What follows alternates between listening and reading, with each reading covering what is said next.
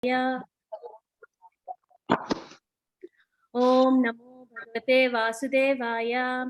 Janmadhyasya yatonmayadirahasya charte sab abhijna swarat tene brahma hridaya adikavaye yanti yak suraya tejo varidam yata vinimayo yatratri sargomrisa damna svena sada nirasta kuhukam satyam param dhimahi. Hare Krishna. O my Lord Sri Krishna, son of Vasudeva, O all-pervading personality of Godhead, I offer my respectful obeisances unto you. I meditate upon Lord Sri Krishna because he is the absolute truth and primeval cause of all causes of the creation, sustenance and destruction of the manifested universes. He is directly and indirectly conscious of all manifestations, and he is independent because there is no other cause beyond him. It is he only who first imparted the Vedic knowledge unto the heart of Brahmaji, the original living being. By him, even the great sages and demigods are placed into illusion, as one is bewildered by the illusory representations of water seen in fire, or land seen on water.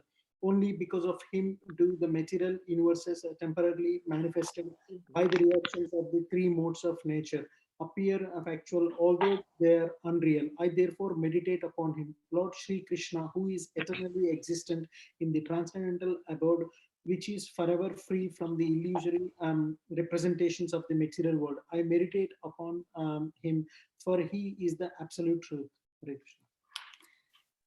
Dharma projita kaitavotrat paramo nirmat saranam satam vedyam vastavam atra vastu sivadam tapatrayo moolanam Srimad Bhagavate Mahamuni krite kim va parairishwaraha sadyo hridi avarudhyate tra kritibhi sushrubhistat kshanat.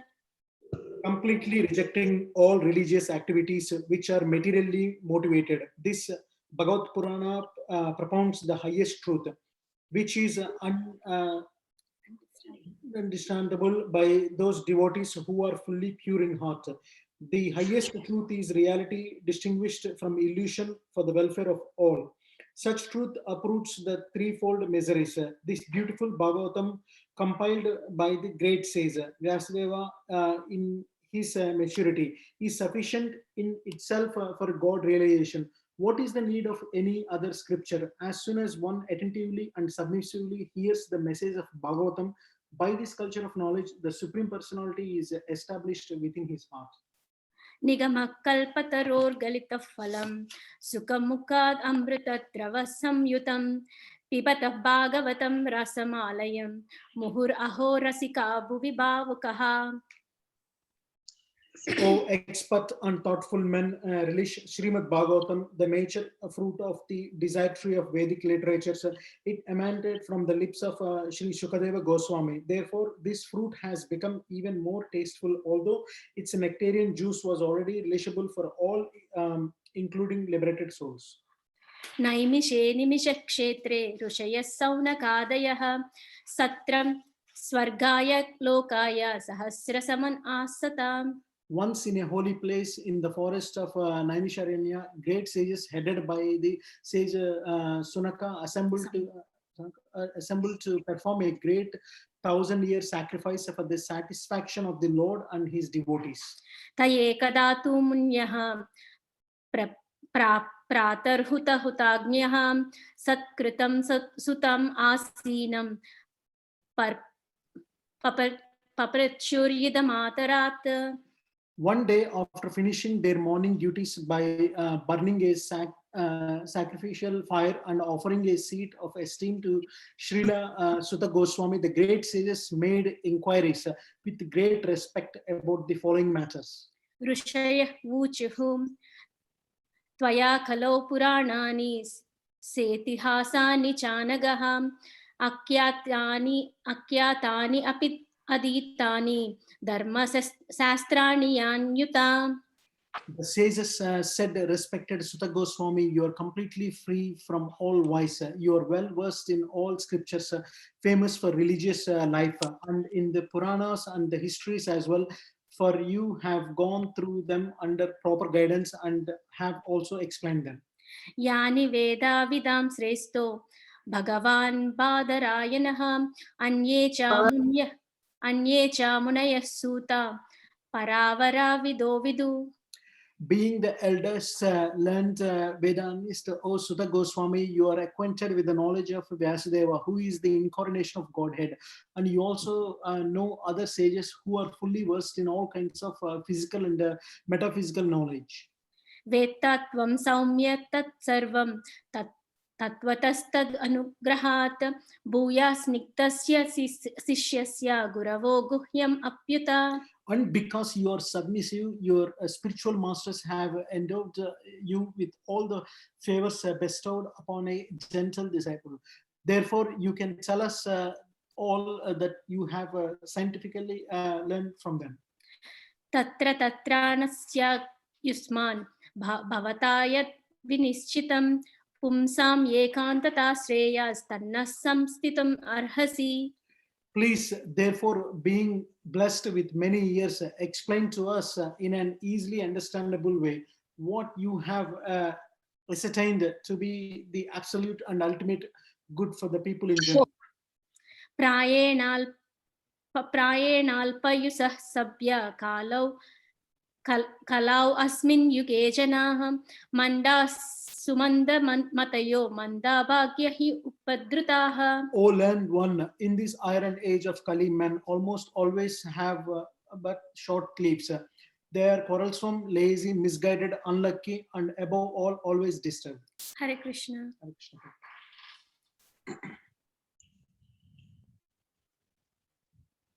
Hare Krishna. Thank you very much for your wonderful recitations. Thank you, Prabhu. Hare Krishna.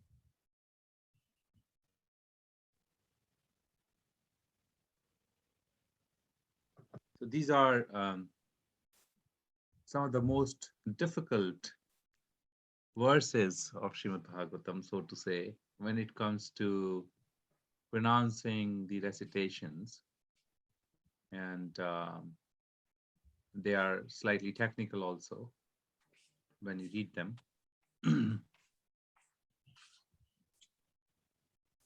I'm trying to see the picture that's coming through. Okay, here it is.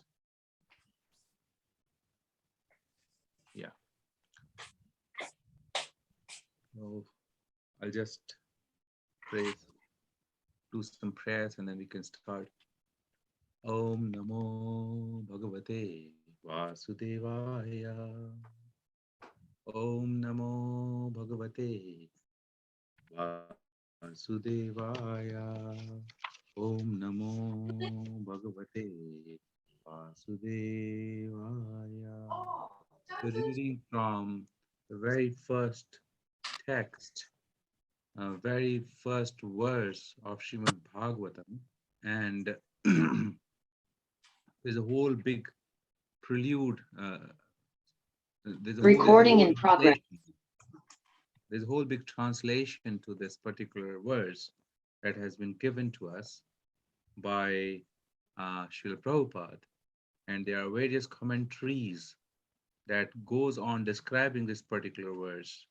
In fact, Srila Bhaktisiddhanta Saraswati at one time continued to continued his commentary for months on this particular verse, and it was not going to end. So it's a very, very powerful verse, and we are taking some time to recite this verse properly and then understand it, and then therefore we have divided the commentary into few days so that we can all cover the verse properly. So text 1. Om Namo Bhagavate Vasudevaya. Janmadiyasya yatu anvayaditaratas charthesh abhignat swarat. Tene Brahm Hridiyadi Kaviye Muhyanti Yat Suryaha Tejo Vadi Mirdam Yatha Vinimayo Yat Sargam Mrisha Dhamna Svena Sada Nirastakuhakam Satyam Param Dhimahi.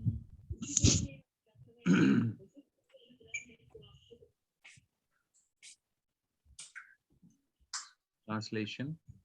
O my Lord Shri Krishna, son of Vasudev, O all-pervading personality of Godhead, I offer my respectful obeisances unto you. I meditate upon Lord Shri Krishna because he is the absolute truth and the primeval cause of all causes of the creation, sustenance, and destruction of the manifested universes. He is directly and indirectly conscious of all manifestations, and he is independent because there is no other cause beyond him. It is he only who first imparted the Vedic knowledge unto the heart of Brahmaji, the original living being. By him, even the great sages and demigods are placed into illusion, as one is bewildered by the illusory representation of water seen in fire or land seen on water. Only because of him do the material universes temporarily manifested by the reactions of the three modes of nature appear factual, although they are unreal. I therefore meditate upon him, Lord Shri Krishna, who is eternally existent in the transcendental abode, which is forever free from the illusory representation of the material world. I meditate upon him, for he is the absolute truth. Ajnanam Timirindasya Jnananjana चक्षुरुन्मिलितं येन तस्मै श्रीगुरवे नमः श्रीचैतन्यमनोभीष्टं स्थापितं येन भूतले स्वयं रूप कदा मह्यं ददाति सपदान्तिकं वन्देऽहं श्रीगुरो श्रीयुतापदकमलं श्रीगुरुं वैष्णवांश्च श्रीरूपं साग्रजातां सहगना ललित रघुनाथान्वितं तं सजीवम् साद्वैतं सावधूतं परिजनसहितं श्रीकृष्ण चैतन्य देवं श्रीराधा कृष्णपदां सहगना ललिता श्रीविशाखान्वितांश्च हे कृष्णा करुणा सिन्धु दीनबन्धु जगत्पते गोपेश गोपिका कान्ता राधाकान्ता नमोऽस्तुते तप्त काञ्चन गौराङ्गी श्रीराधे वृन्दावनेश्वरी वृषभानुसुते देवी प्रणमामि हरिप्रिये वञ्चाकल्पतरुभ्यश्च कृपा सिन्धुभैव च पतितानां पावनेभ्यो वैष्णवेभ्यो नमो नमः जय श्री कृष्ण चैतन्य प्रभु नित्यानंद श्री अद्वैत गदाधर श्रीवासादि गौर भक्त वृंदा हरे Krishna Krishna Krishna Hare Hare Hare Ram Ram Ram Hare Hare. So we also decide. Hare Krishna, Manu Prabhu, please forgive my to disturb you. Many people are unmuted, so it's very difficult to concentrate because so much noise is coming through. Is it possible to mute everybody and then we can hear better? Thank you. Prabhuji, I have a request. If you make me co-host, I can unmute everyone all the time Okay. rather than disturbing you. Okay, Mataji. Thank you so much. Thank you, Prabhuji. Hare Krishna. Okay.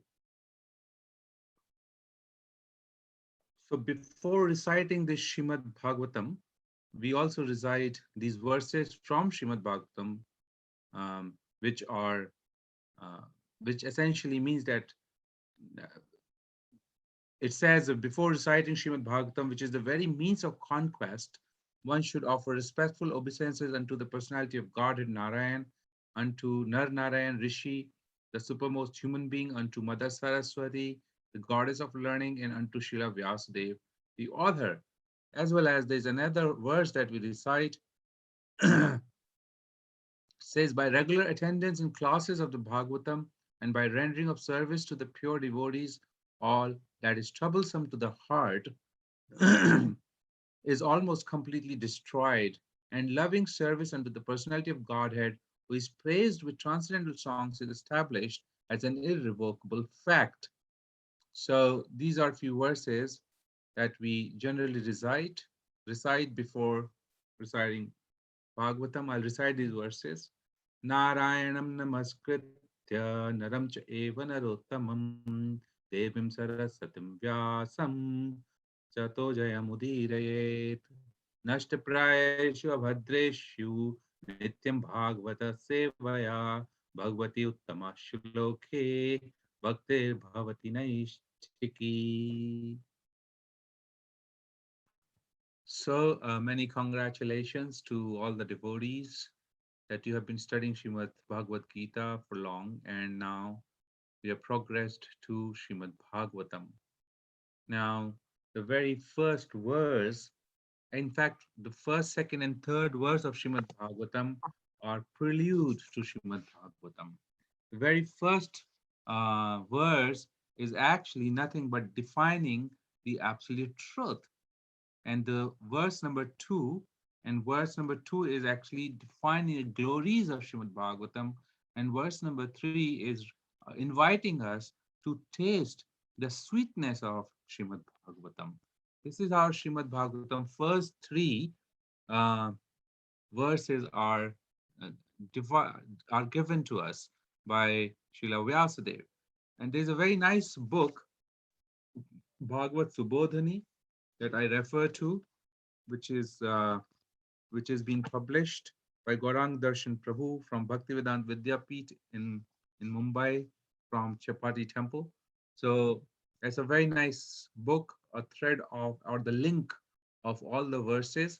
There's another very nice book that I refer is The Unveiling of the Lotus Feet, Unveiling His Lotus Feet. Now this book is written by His Grace Bhurijan Prabhu, who is disciple of Srila Prabhupada. It's a fantastic, descriptive, conversational way of presenting Srimad Bhagavatam. Has been published for the purpose of studying deeply Srimad Bhagavatam. Those students who have completed their Bhakti Shastri, they go into Bhakti Vaibhav stage and then they study Srimad Bhagavatam. And for them, this is a supplementary book, Unveiling His Lotus Feet. So those who are sincere students of Srimad Bhagavatam in this group, they can perhaps purchase these books and deeply study Srimad Bhagavatam. So I'll just switch over to this particular version of this para.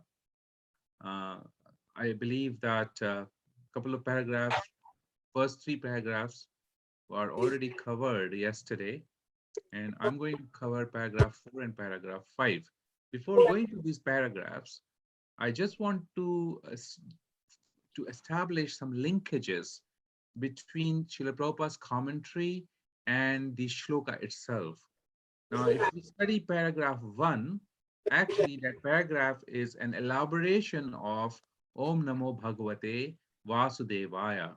O my Lord Shri Krishna, son of Vasudeva, O all-pervading personality of Godhead, I offer my respectful obeisances unto you.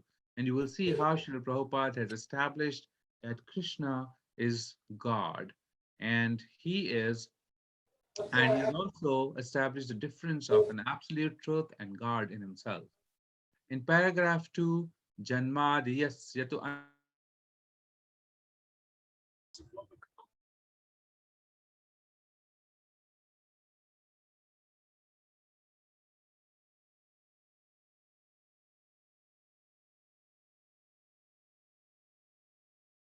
Hare Krishna Prabhuji, Dandak Pranam. I Can't think hear. you're on mute.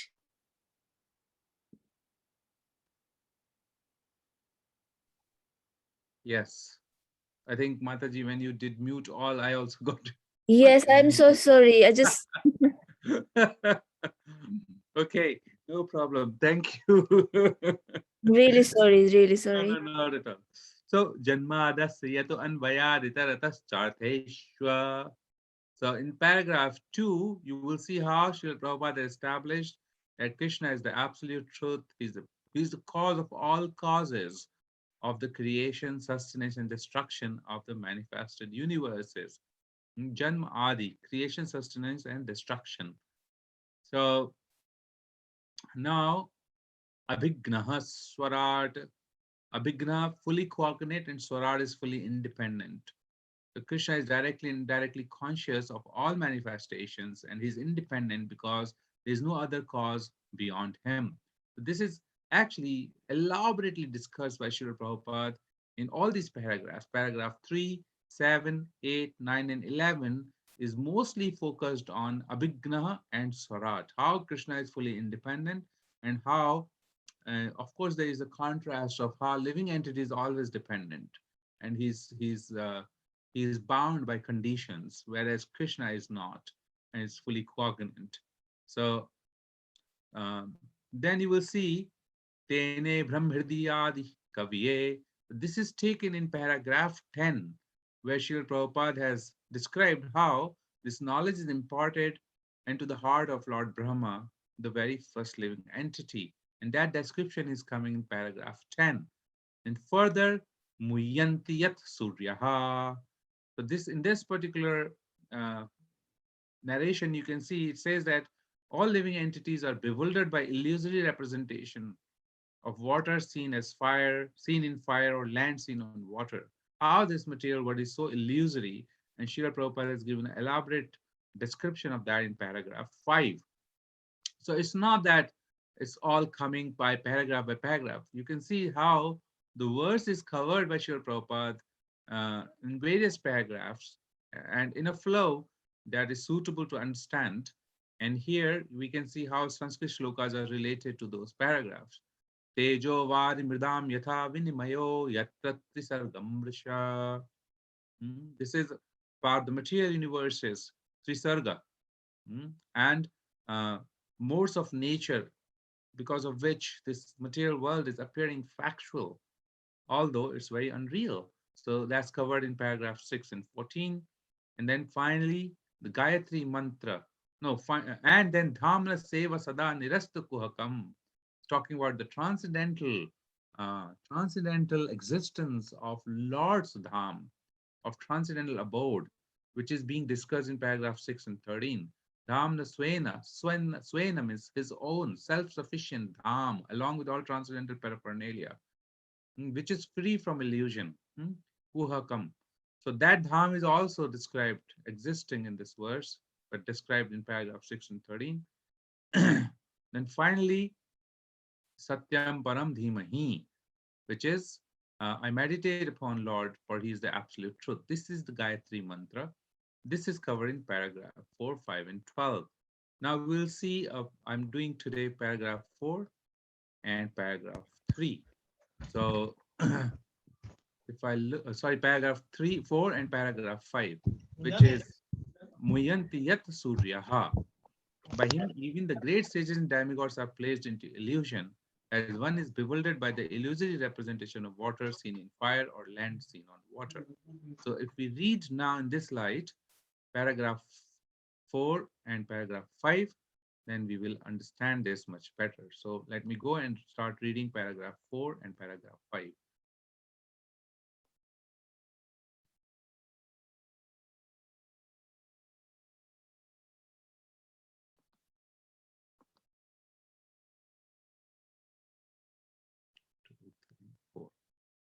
Okay, I'll start reading from paragraph 4.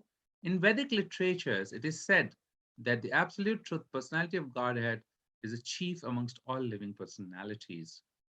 All living being, beginning from the first created being, Brahma, down to the smallest ant, are individual living beings. And above Brahma, there are even other living beings with individual capacities, and the personality of Godhead is also a similar living being. And he is an individual, as are the other living beings. But the Supreme Lord or the Supreme Living Being has the greatest intelligence, and he possesses supermost inconceivable energies of all different varieties. If a man's brain can produce a space satellite One can very easily imagine how brains higher than the man can produce similarly wonderful things which are far superior. The reasonable person will easily accept this argument, but there are stubborn atheists who would never agree. Srila Vyasadeva, however, at once accepts the Supreme Intelligence as the Parameshwar. He offers his respectful obeisances unto the Supreme Intelligence addressed as the Para, or the Parameshwar, or the Supreme Personality of Godhead. And that Parameshwar is Shri Krishna, as admitted in Bhagavad Gita and other scriptures delivered by Srila Vyasadeva, specifically in this Srimad Bhagavatam. In Bhagavad Gita, Lord says that there is no other Paratattva than himself. Therefore, Sri Vyasadeva at once worships the Paratattva, Sri Krishna, whose transcendental activities are described in Canto 10th. So this Paratattva, which is mentioned, absolute truth, or Param is absolute, is mentioned here in the very last word, which is Satyam Param Dhimahi. Now, this Satyam Param Dhimahi is also the Gayatri Mantra. Those who are Brahmin initiated or those who are familiar with the Gayatri Mantra, they know that uh, there is a word Dhimahi that is coming at the end of that particular mantra. Mm. So when I was reading Burijan Prabhu's Bhagavatam, in which Rajiv Goswami has drawn a parallel of the Brahma's Gayatri Mantra to this particular Gayatri Mantra, and he has established that this Gayatri Mantra and Brahma's Gayatri Mantra are non-different, and those devotees who are not yet second initiated, they can, I was hearing this from His Holiness Bhakti Chara Swami Maharaj, that they can recite this particular verse. When they recite this particular verse, they are actually reciting Gayatri Mantra. Now, to chant Gayatri Mantra, one has to be Brahmin initiated, which means that one has to hear this mantra from the from the spiritual master who is coming in the bona fide parampara. Hmm? But this particular mantra, which is the invoking mantra of Srimad Bhagavatam, can be chanted without any initiation in the parampara. Of course, there is a condition that is laid out in Srimad Bhagavatam that one has to be completely nirmatsara. One has to be completely free of envy. Then one can understand this, nirmatsaranam. One can understand this.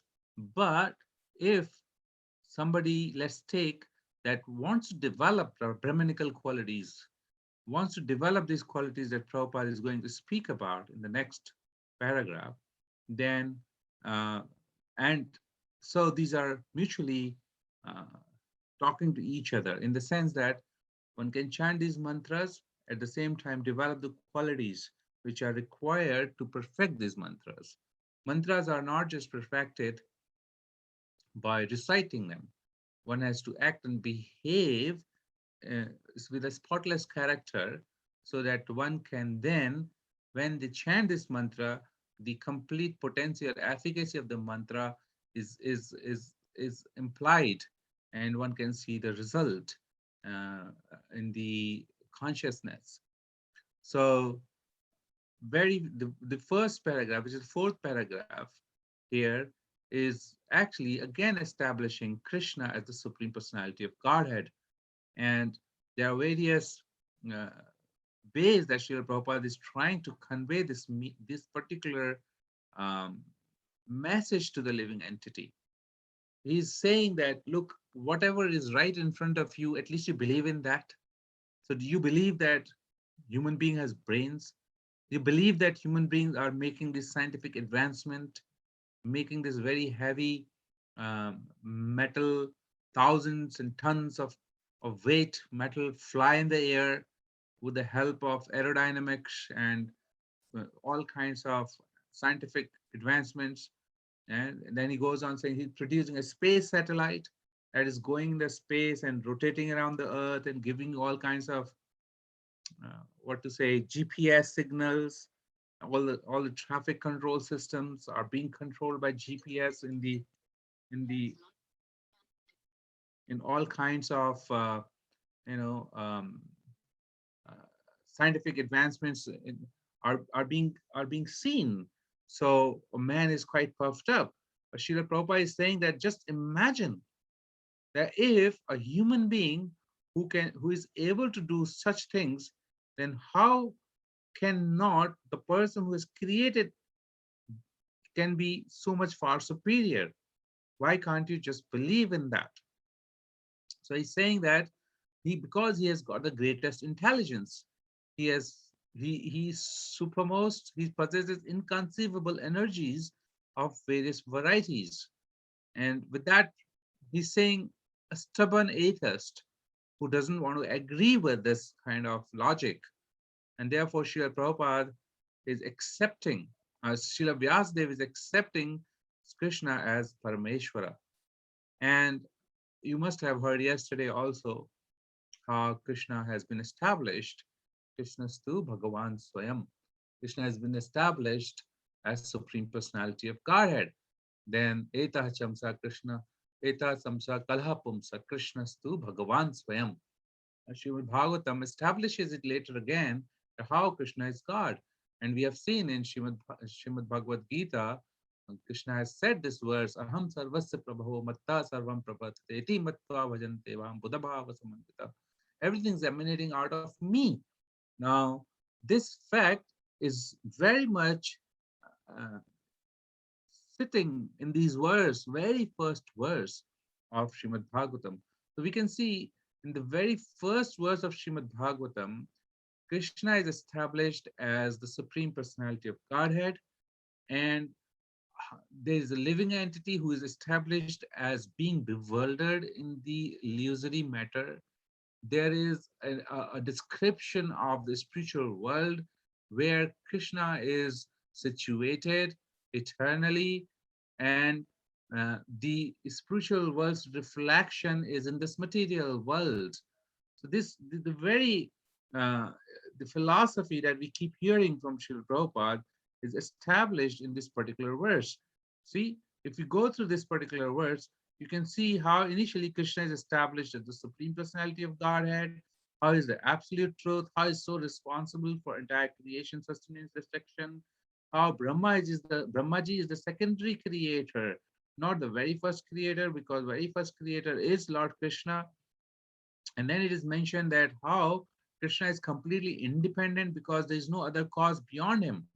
Lord Brahma is not independent. This is also being referred indirectly from this verse, that Lord Brahma's knowledge has come from Lord Krishna, and thereafter he was able to create.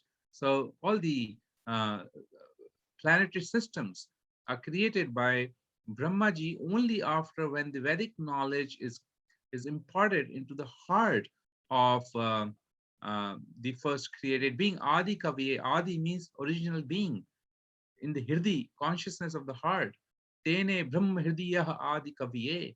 And then Muyantiyata Surya is described about the illusory world, this entire material world, which is the illusory representation of the analogy. It's like you see water in the fire, or you see land on you, or land seen on the water. Sometimes when you're driving, you see this mirage effect, and that is what is given, that this is illusory representation. Muhyanti, muhya, moha, muhya, illusion. Yet the suryaha, and by the suryaha, great sages and demigods, they are all under illusion. So it's being established that every living entity is under illusion of this material world. Tejavadi mridam yatha vinimayo yatrati sargam vrisha. So this temporary manifestation is there, and this three modes of nature, which is explained here. Tejavadi yatrati sargam vrisha. Tisarg is meaning three modes of creation as well as the creative faculties. So because of which, because of modes of nature, everything is appearing factual, although they are so unreal. And therefore, I meditate upon him, Lord Krishna, who is eternally existent in the transcendental abode. So now you can see there's a mention of the transcendental abode, which is forever free from the illusory representation of the material world. So this transcendental abode is not like illusory world, it is real. And this material world is just the reflection of that transcendental world. I meditate upon him, for he is the absolute truth. This is what Lord Vyasadeva is saying. Satyam param dhimahi. Hmm? So in this way we see this verse in one shloka, how Srila Vyasadeva has captured the entire philosophy of Krishna consciousness. It is so powerful, this particular verse, hmm, that it just tells everything and anything about the creation, the Supreme Personality who is the creator, the living entity who is living in this illusory world, the spiritual world where Krishna is situated without any conditions, and how every living entity from top to bottom is suffering by the illusory energy, and how nobody is the creator, ultimate creator. The cause of all causes is Vasudeva. Why Vasudeva is also very significant, because Lord Krishna appeared on planet Earth as son of Vasudeva, hence Vasudeva. So also mentioned about his incarnation on the planet Earth. And on this particular actually text, there are various meanings. We will see Jiva Goswami has mentioned uh, in his book also a very different meaning of this particular verse. I'll see if we have time, I'll touch upon that.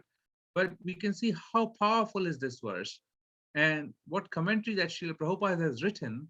Actually, if you just read this commentary without much going into the verse, one would just see, oh, okay, fine.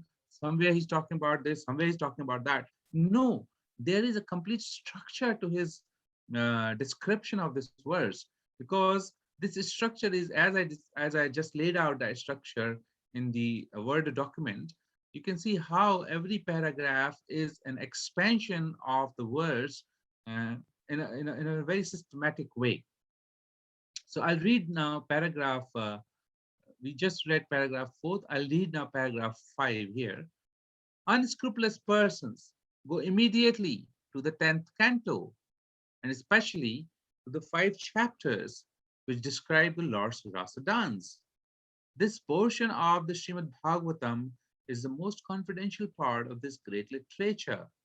Unless one is thoroughly accomplished in the transcendental knowledge of the Lord, one is sure to misunderstand the Lord's worshipable transcendental pastimes called Rasa dance and his love affair with the gopis. This subject matter is highly spiritual, and only the liberated persons who have gradually attained to the stage of Paramhamsa can transcendently relish the Rasa dance.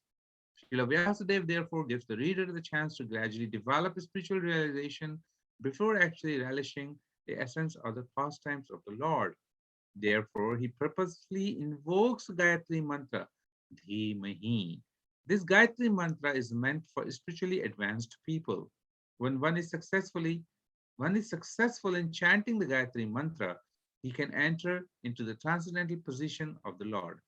One must therefore acquire Brahminical qualities or be perfectly situated in the quality of goodness in order to chant the Gayatri Mantra successfully and then attain to the stage of transcendentally realizing the Lord, his name, his fame, his qualities, and so on.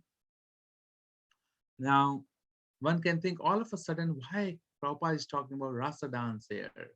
Why is it coming in this particular verse and how it is coming? I was just reading this particular book, as I described, Unveiling the Lotus, in which actually Srila Jiva Goswami's commentary, one meaning of this verse has come to the point of explaining that how this verse is also describing pastimes of Srimati Radharani and Krishna. And it is described, the charming sweetness of Shri Shri Radha Madhav is enhanced by the exchanges of pure and playful dancing glances of Radha and Krishna. The sweetness had anointed them with the greatest skill in delighting each other with the pastimes of Madhurya Ras, and that sweetness has made them intoxicated with the fragrance of the nectarian love they bear for each other. May that sweetness of the golden and blackish form of Shri Shri Radha and Krishna continually overtake my thoughts. Now, this particular meaning is actually described in Krishna Sandarbha Anuched 189 of Srila Jiva Goswami of the explanation of Bhagavatam 1.1.1. And there's a plenty just before that. But I just wanted to bring that in so that we understand there's a deeper meaning behind this particular Gayatri Mantra. And this Gayatri Mantra actually leads to the purpose of understanding the Lord's beautiful pastimes, uh, understanding the absolute truth as He is. Now, this is very esoteric meaning. And now we can see how Srila Prabhupada is capturing that one point here and saying that don't just jump to the Canto 10 because you have not understood Krishna as He is explained in this verse, that He is Swarat, He is independent, He is cognizant, he knows because He is the creator, He has created this machine, He is present in every particle of this universe. He knows what's going on where. Therefore, He's cognizant of the entire universe, present as super soul in the heart of living entities, present as super soul in everything that exists, really. So He's expanded in every particle. There's no thing like matter for Him. It's all His energy. So He understands how His energies are working, and He's therefore completely cognizant of all of that.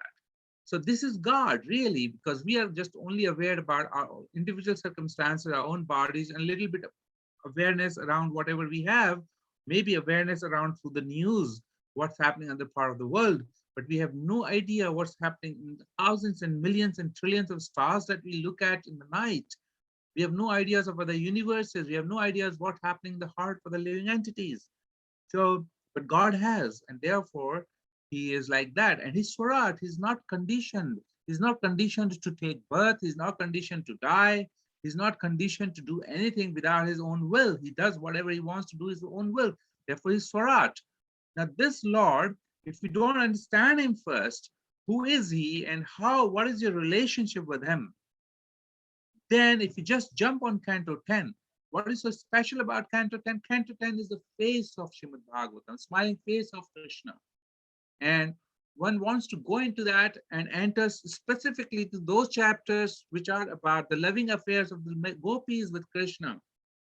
Now, if you go to many places in the land, holy land of India, you will see some sadhus are only talking about rasa dance.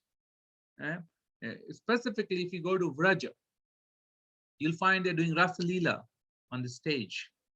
And a common man will get bewildered because he will think these to be emotions between a man and a woman, which are driven by lust.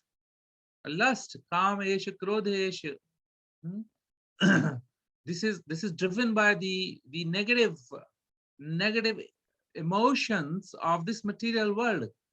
Rajogun samad bhava, mahashano mahapapma, vidyanam ihavedam. This calm which is coming because of the combination of Rajogun and the soul, Atma, this calm is driving that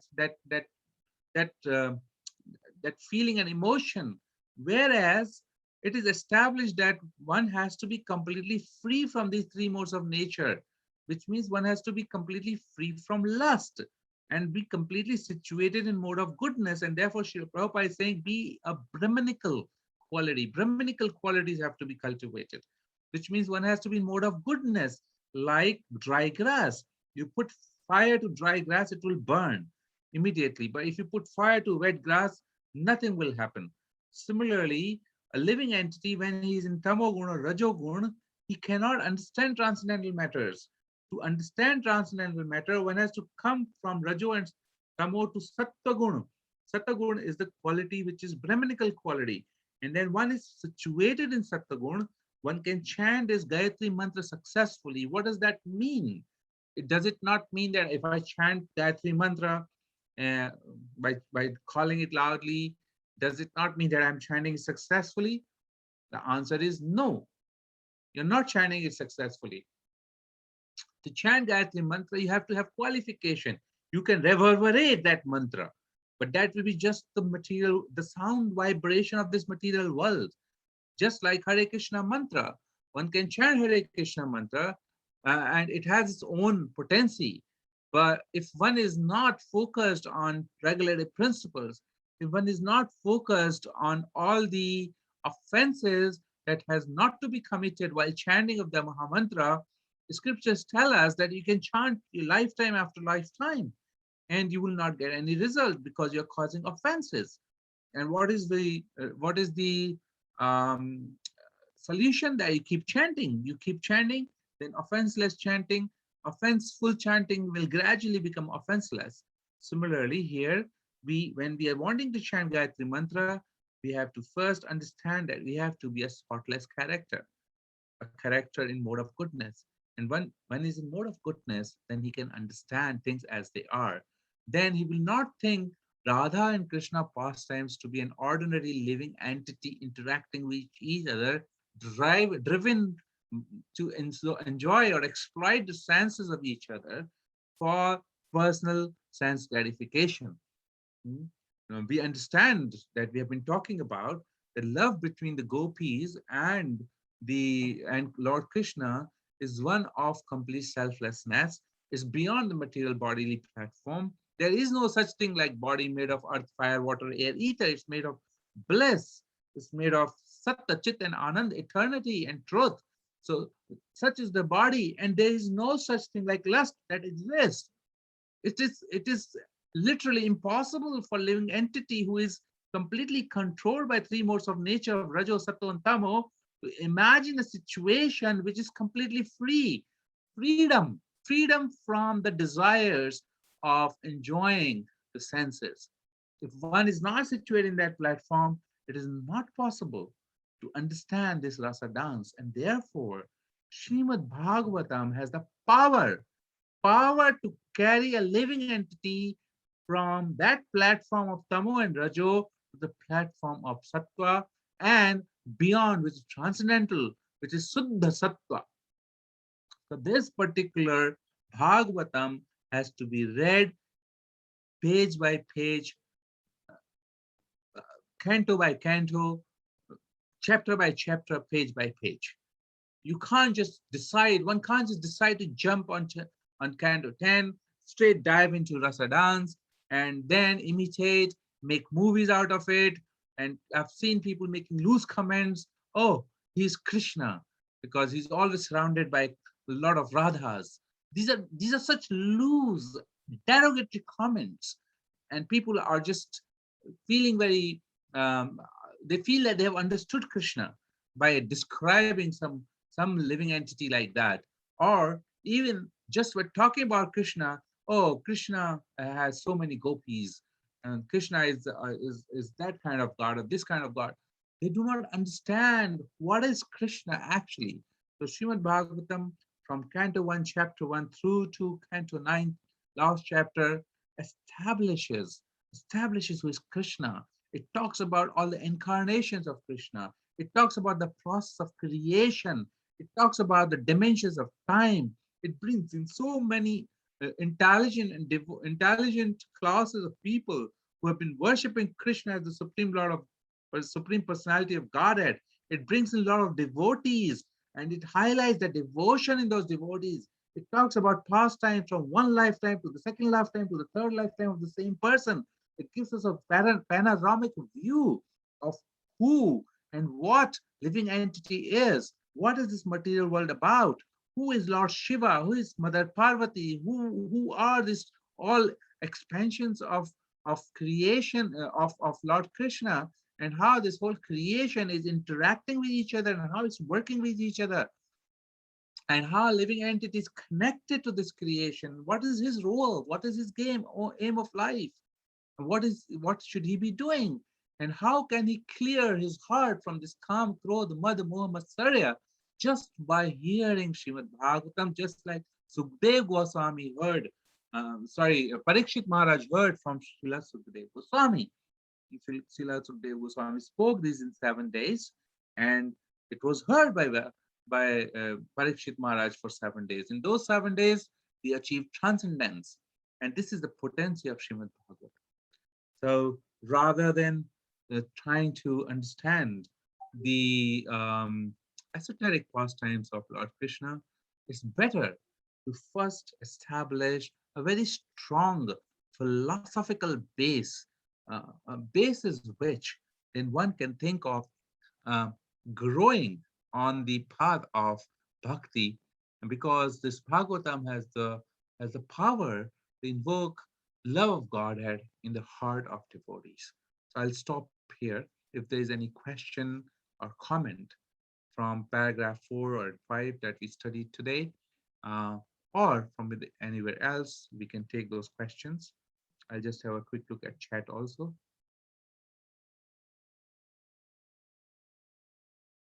Okay, there's nothing on the chat yet. I hope you all are enjoying this Bhagavatam sessions and looking forward to hearing a lot more from Srimad Bhagavatam.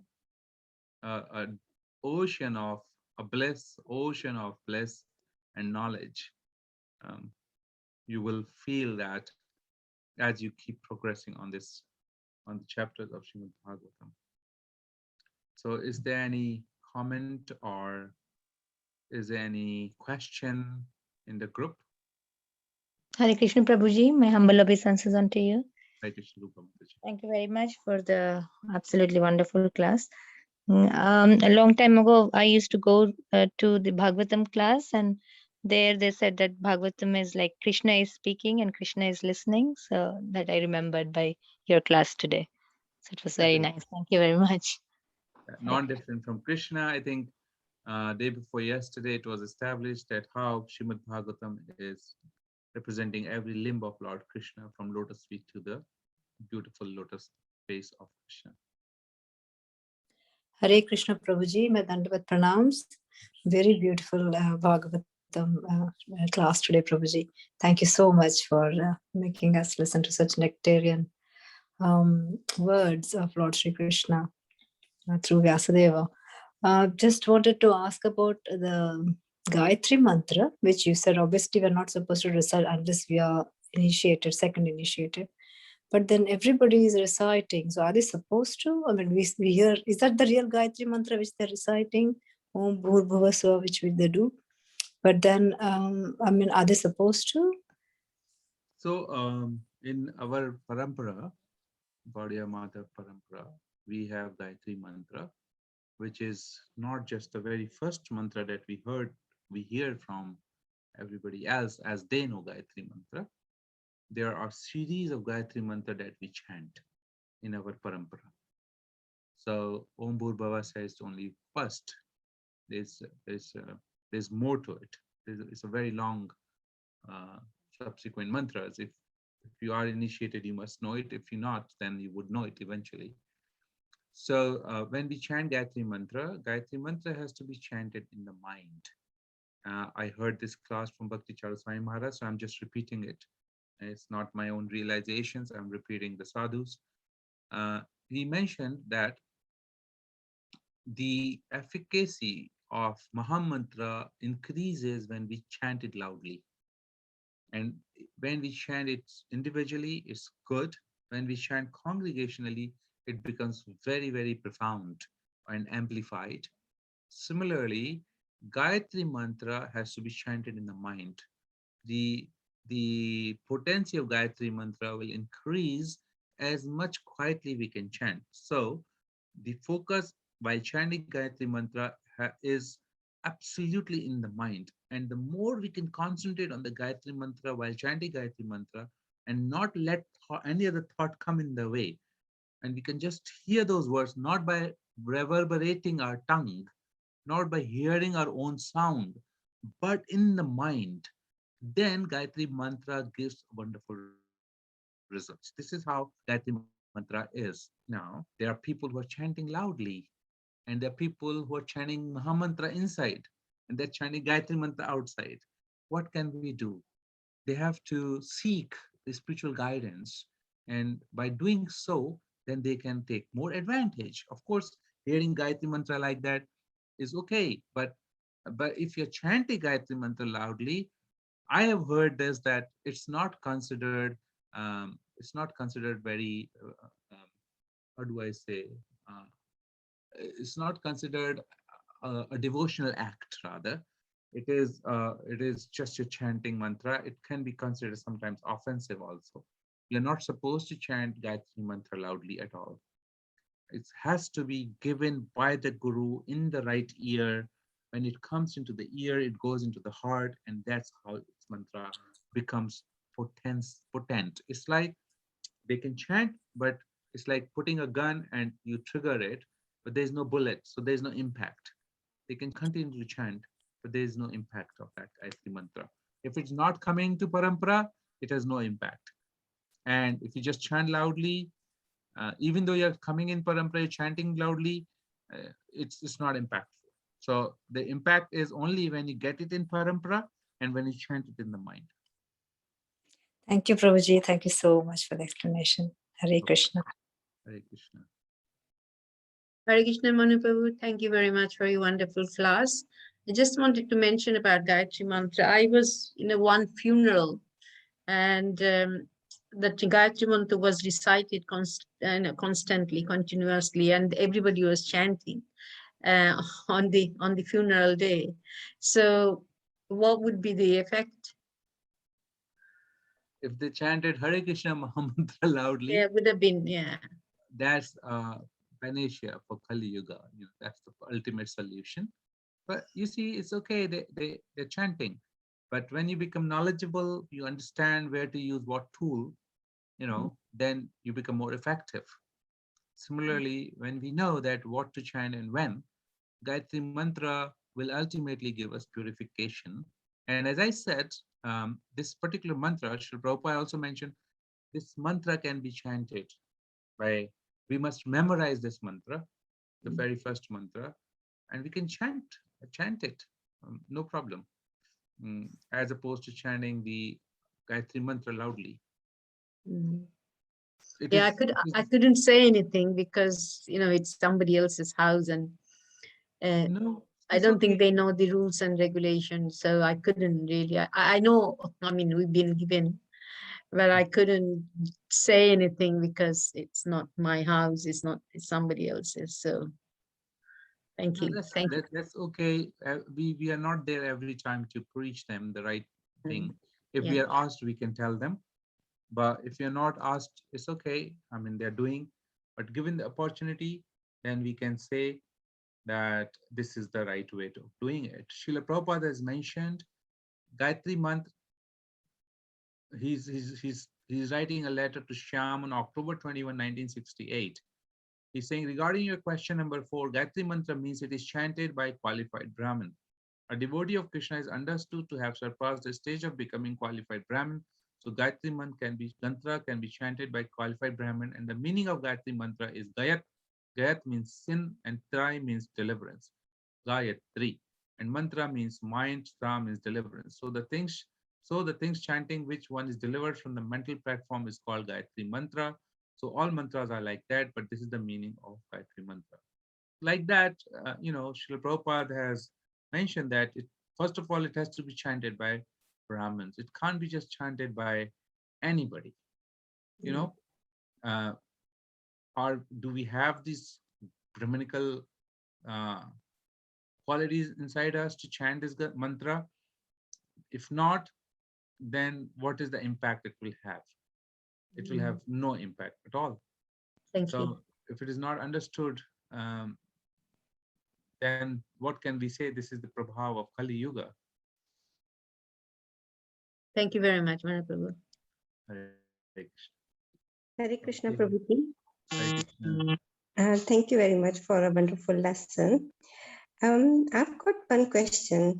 In the 4th paragraph, it said, and above Brahma, there are even other living beings with individual capacities, and the personality of Godhead is also a similar living being. So when they say above Brahma, so because Brahma was the first created person, so which other living entities is being said in this paragraph? Where did you study it mentioned above Brahma, other living entities? Just in paragraph 4, which you read. Yeah, okay, let me just see. What is the context It's, of that? I think, 4th line of the 4th paragraph. Just a second. Yeah, so 4th line of the 4th paragraph.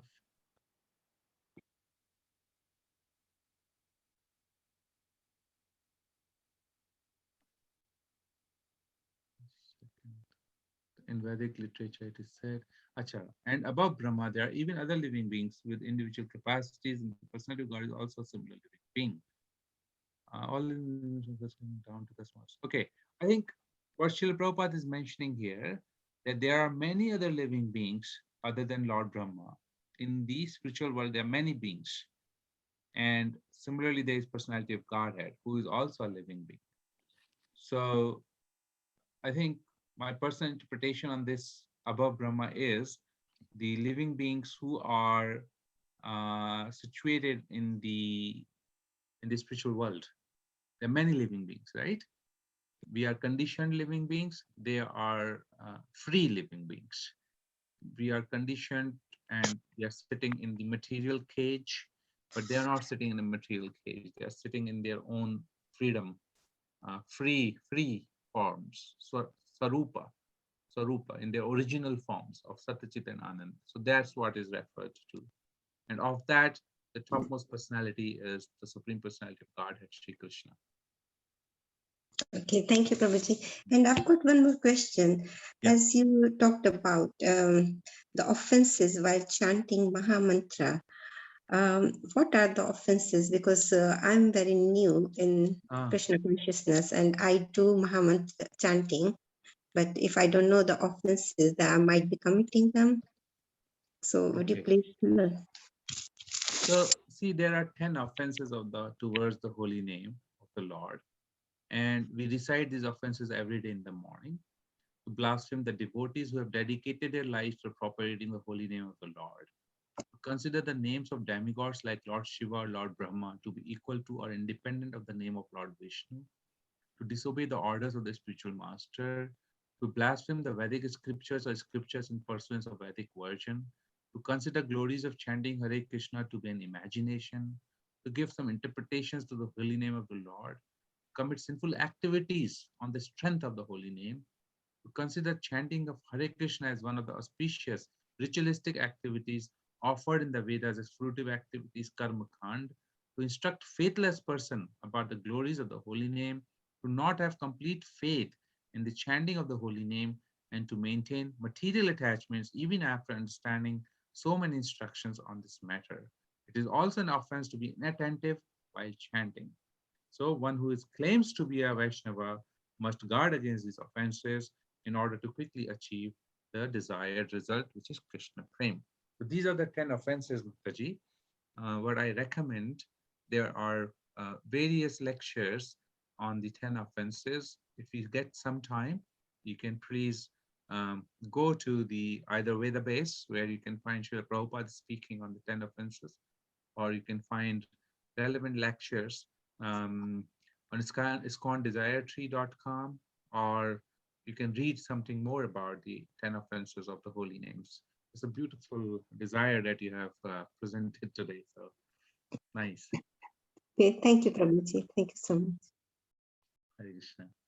There's a question here on the topic of funeral. At funeral of a close one, few people recited Om Namo Bhagavate Vasudevaya. Is that okay? It's done with, but just wanted to ask, is through those who acha. So see, Om Namo Bhagavate Vasudevaya is perfect, no problem. It's just chanting the Krishna's holy name. And if we are there, and if anybody is not chanting, but in our heart we can just chant Hare Krishna Mahamantra, and we can pray to the Lord, because you are there, one devotee is there, that one devotee is good enough to represent that Atma to the Lord and say, my dear Lord, please bring this soul closer to your lotus feet. Please provide him your loving devotional service. Give him freedom from this birth, death, old age, and disease. And that will be our true compassion that we can show to that particular Atma. Let the world do what they're doing. But in that situation where we are not in control, we can pray from our heart to the Lord that, oh my Lord, please bestow your mercy like this upon this soul who is departing. And Nidhiwan, you have mentioned that who tried to see the rasa dance at night at Nidhiwan turned mentally unstable. So these are very esoteric subjects, matters. We don't know why someone would like to see the rasa dance of the Lord. Why would they like to be seen dancing with their consorts when they are in their privacy? Nobody would like to do that. Similarly, why one would be interested in Krishna's rasa dance, and why one not mind their own business, why one don't concentrate on the other personal aspects of Lord Krishna, when they so very wanting to see just the rasa dance. When we refer to gopis, is only gopis are the young girls who are present in the rasa dance? The mothers are not gopis, the sisters are not gopis. They're all gopis, and everybody is getting transcendental spiritual happiness within their heart in that relationship with the Lordship. All the gopas, the friends, the sakhyaras, is so powerful in Braja. And the Vatsalya rasa, which is Mother Yashoda, and which is um, Nanda Baba, and so much more, and the chivalry, so much more is there. But people are particularly interested, and they feel that they go to Nidhivan, they will be able to see Rasa dance. You can't even see Vrindavan. You can't see, when Vrindavan is described, it is mentioned by our Goswamis that everything is made of touchstone. And you go in Jamuna, it's all made of touchstone. You will see the pearls, the emeralds, that's Vrindavan. But we can't see anything without these qualifications. We need to be qualified to see those things. So those who are unscrupulously trying to venture and encroach into the very personal and privacy of the Supreme Lord, uh, God knows what should happen with them. Actually, why to just they turn mental and unstable? Um, they, they, they, they can, nobody can see that aspect of the Lordship. You can't even see the spiritual paraphernalia. You can't see Atma. How can you see anything else beyond the material vision? These kind of things are ignorance, Mataji. And I would simply suggest that we hear these things, but I haven't seen evidences. I can't say anything. All I can say, what we see from Shastra, and Shastra is telling us the truth that we can't see any of these things anyway. So these kind of arguments are there, and you often hear them, and people tell you, but from our larger, greater intelligence, we understand that there's no question of attempting to see. You can't see these things. We need qualification to see these things. I hope I have answered it in a rational way. Hare Krishna, Prabhuji. Yes. Someone who hasn't done the Guruji, so can chant the Gayatri Mantra?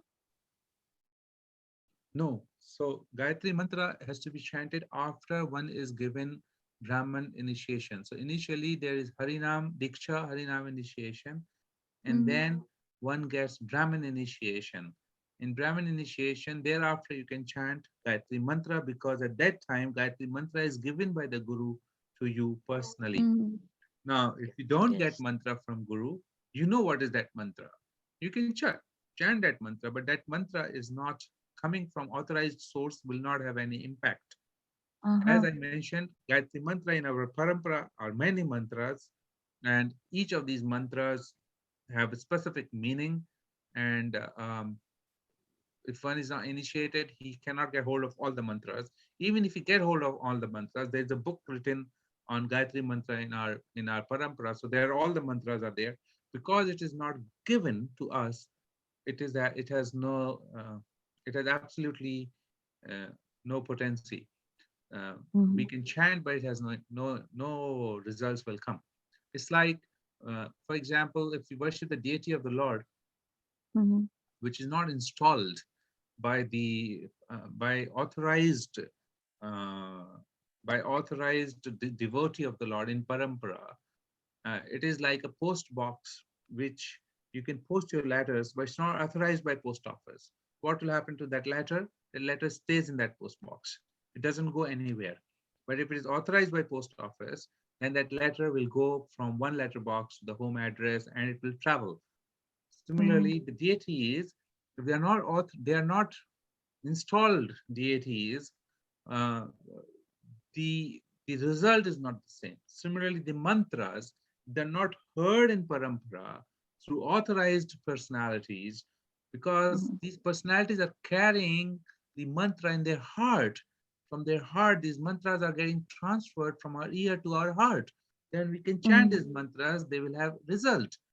Otherwise, anybody can chant, but they don't get results. Why so many people are chanting Gayatri, so-called Gayatri Mantra, but why are they really getting freed from lust, anger, greed? Are they really developing these Brahminical qualities as mentioned by Lord Krishna in Srimad Bhagavad Gita? The answer is no. So that tells us that there is some truth in what we are hearing from scriptures. On YouTube, there are too many videos of Gayatri Mantra, so I play in the morning. So for that reason, I'm asking you. Yeah. Okay. No, so you can hear it. It's beautiful. But if you are a sincere practitioner, then if you follow through in the right way, that means if we chant Hare Krishna Mahamantra, it will be very, very powerful. It will qualify us to chant Gayatri Mantra at some point in time. And Prabhuji, another question. You Yes. were saying in this session about the Srimad Bhagavatam that we should not jump from one canto to another canto or chapters and this, no, etc. But in Bhagavad Gita, how it is? Can we jump from one chapter to for example, from the 12th chapter to 15th chapter? Can we jump it? Yeah. So Yes. Srimad Bhagavatam is described to be read chapter by chapter, canto by canto. And Srimad Bhagavad Gita, you can open any page, you will find a lot of wisdom in that page. So but it's best if we can read Srimad Bhagavad Gita in a series first, which we did, and then we read from anywhere. Actually, Srimad Bhagavad Gita can be read hundreds and thousands of times, yet we will find that we have only understood a bit of it. And every next time when we study, we find it's so much deeper. And every other time we find, oh my God, it's so much deeper. We cannot really reach to the depth of Srimad Bhagavad Gita. We don't know how deep it is, actually. So because these are the words spoken by Lord himself, they're very, very powerful. It's profound. Profound. And you need a person like you, for example, a devotee, or no, like, or guru to explain, or pujari, or someone who knows about the slokas of Bhagavad Gita and Srimad Bhagavatam, from a bona fide source, no? Yes, Mataji. For that, therefore, we all read Srila Prabhupada's books, and we get all our knowledge from a pure devotee of the Lord, and we simply repeat it so that we follow what Prabhupada has said. So if anybody who is new, who is old, they refer to Srila Prabhupada books, then they will understand the subject matter in a great depth. So I'm just mindful of the time here. It's 9 o'clock. Thank you, Prabhuji. Hare Krishna. Really want to thank everybody who have come to this session today. Hare Krishna, Hare Pay my Krishna. obeisances to all of you. Krishna. Anchakaltarubhyascha Kripasintu Namaste Namo Namah. Hare Hare Krishna. Krishna. Hare Krishna. Thank you, Prabhuji. Thank you, Thank devotee. you very much, Manu Prabhu. Hare Hare Krishna. Hare Thank Krishna. you. Hare Krishna. Thank you. Hare Hare Krishna. Krishna, Prabhuji. Hare Krishna. Hare Krishna. Hare Krishna, Prabhu. Very nice class. Prabhuji, Thank you.